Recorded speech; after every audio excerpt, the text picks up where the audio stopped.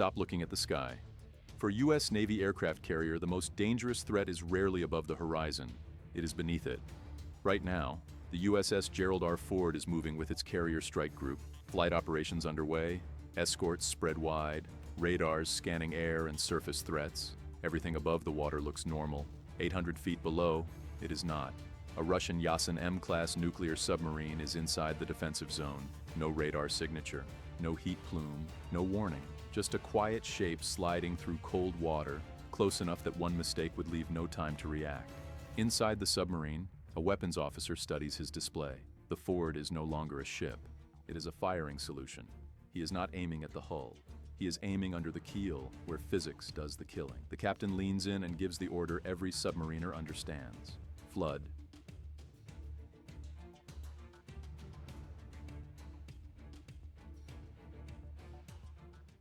Metal shifts. Valves open. A torpedo tube fills with seawater. From this moment on, silence is no longer protection. Most people believe aircraft carriers are untouchable because of their size. That belief is dangerous. The real question is not whether a torpedo can damage a carrier. The real question is whether the attacker survives long enough to try.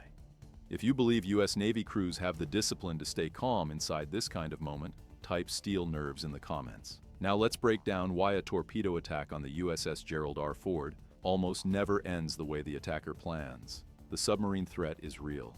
Modern submarines are nothing like the loud machines of the past. Older boats gave away their presence through noise. If you listened long enough, you could hear them coming.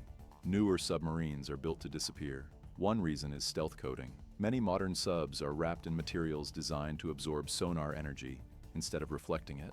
Sonar works like a flashlight made of sound. If the surface swallows that sound, the return signal fades. The submarine blends into the background. Another reason is noise control. Submarines are packed with machinery. Machinery vibrates. Vibration creates sound. Modern designs isolate, dampen, and slow everything down. When moving carefully, a submarine can sink into layers of water where sound bends and breaks apart. It hides inside the ocean itself. Now look at the target. The USS Gerald R. Ford is not just large, it is complex. Thousands of sailors, aircraft, fuel, weapons, power systems. It moves like a floating city. When it travels at speed, it leaves behind a massive wake. Not just on the surface, but deep below it. That wake matters. Some torpedoes do not chase engine noise. They hunt disturbance, tiny bubbles, turbulence. The invisible trail carved through the water by a ship weighing over 100,000 tons. To a wake-homing torpedo, that trail is a road. So the submarine captain waits. He wants the carrier moving straight. He wants escorts positioned just far enough apart. Wants flight operations underway. Because a carrier launching aircraft cannot maneuver aggressively without risking lives on deck. Distance, angle, speed. The geometry settles. Tube 1, fire. The torpedo is expelled into the water. Its motor ignites moments later. It accelerates and begins its search. It rises, detects the wake, and locks on. It follows the trail back toward the carrier. If all of this sounds unstoppable, the next question matters more. Even if the torpedo reaches the Ford, does that mean the carrier sinks? This is where movies stop being useful. A single torpedo can cause catastrophic damage, but sinking a modern US supercarrier is extremely difficult. History proves it again and again. Aircraft carriers are not hollow shells. They are divided into compartments, layers, redundant systems, and most importantly, they are crewed by sailors trained specifically to keep the ship alive under worst-case conditions. When damage occurs, sailors seal compartments. Seal. Stop flooding, fight fires, reroute power. They move immediately because minutes decide survival. The US Navy has tested this reality. Retired carriers were subjected to extreme trials, explosions, shock tests, repeated punishment. The results were clear. These ships absorb damage far beyond what attackers expect. Often they only sink after sustained, repeated attacks, not single strikes. So adversaries adjust their goal. Instead of sinking the carrier, they aim for a mission kill. A mission kill does not send the ship to the bottom. It strips it of purpose. For the Ford, that means disabling flight operations, power distribution, communications, catapult systems. If jets cannot launch or recover, the carrier loses its value. This is why under-keel detonations are feared.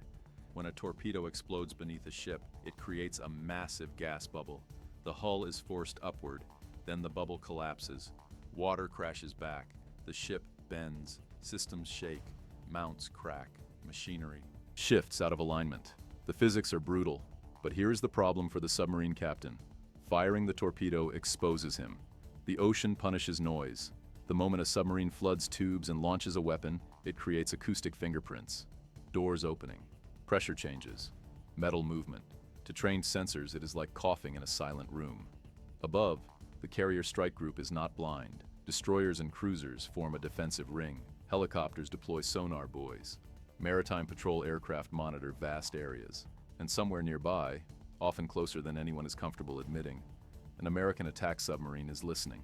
A pattern appears, a sound spike, then another. It does not match waves. It does not match marine life. It matches machinery doing something it only does before a weapon is fired. Multiple sensors confirm it. Below the surface, an American submarine crew reaches the same conclusion. A hostile submarine has flooded tubes inside the defensive zone. That changes everything. In movies, this is where torpedoes fly. In real life, the objective is control. The US Navy chooses restraint. One ping only. Active sonar erupts through the water. Loud, unmistakable. When it hits a submarine at close range, it feels physical. It carries two messages: I know where you are. And if this were a fight, you would already be gone. The Russian captain understands immediately, not fear, recognition. He checks his displays, confirms the truth.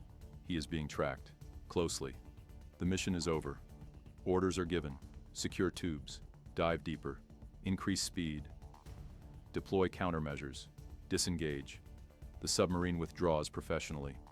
No chase follows. No celebration occurs. Above, the carrier continues operations. Aircraft launch, deck crews work. The strike group moves on. Because in undersea warfare, most victories look like nothing happened. That is why torpedo attacks against the USS Gerald R. Ford almost always fail. Not because submarines are weak, not because torpedoes are ineffective, but because the carrier is never alone, and the moment an attacker moves, the defensive net tightens. People see a $13 billion aircraft carrier and ask why it exists. They hear about billion-dollar submarines and ask again. Here is the answer. These systems are not built for videos. They are built to create hesitation. Deterrence is not about winning on camera. It is about ensuring the fight never begins. When an enemy captain looks at an American carrier, he sees more than steel. He sees uncertainty, aircraft above, escorts around, sensors everywhere, and a submarine behind him that he cannot see. That doubt is the shield. Inside that shield are real people. Right now, sailors are working below the ocean in tight spaces, long shifts, recycled air, missing birthdays and anniversaries. They do it quietly, because most of what they do remains unseen. They stand the watch so others do not have to. If you respect the crews who operate in the deep, hit like, subscribe for continued mission analysis, and leave your salute in the comments. This is Navy Recon. The watch is set.